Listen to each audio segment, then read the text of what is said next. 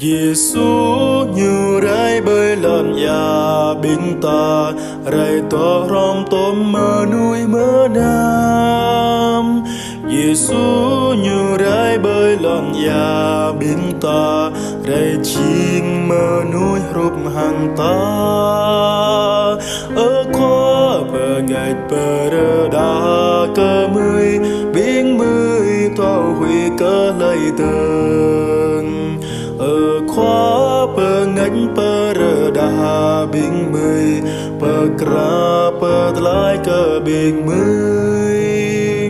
Giêsu như rái bơi lần ya biến ta rải to rom tôm mơ nuôi mơ nam.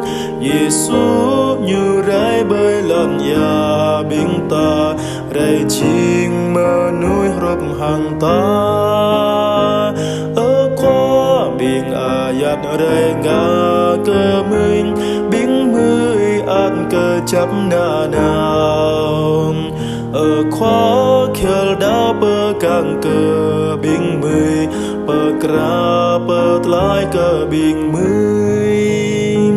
Giêsu như rái bơi lần ya bình ta rải to rom tôm mơ nuôi mơ nam.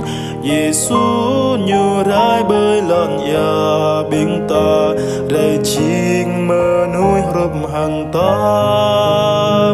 Ở khoa mây đại cơ vừa đi bờ im rơi mây đại tòa bơi sang im. Ở khoa y pa rơi cơ bình rin bùn bờ kra bờ lại cơ bình mây. Giêsu như rái bơi lần ya bình ta rải to rom tôm mơ nuôi mơ nam.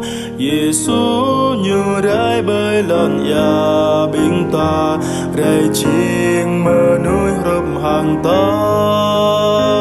Ở khoa y to bờ càng rơi cơ mây cao la hay tùm rèm nắm tờ nam. Ở khoa mây rái kyang a to bờ đi bờ kra bờ lại cơ bình mây.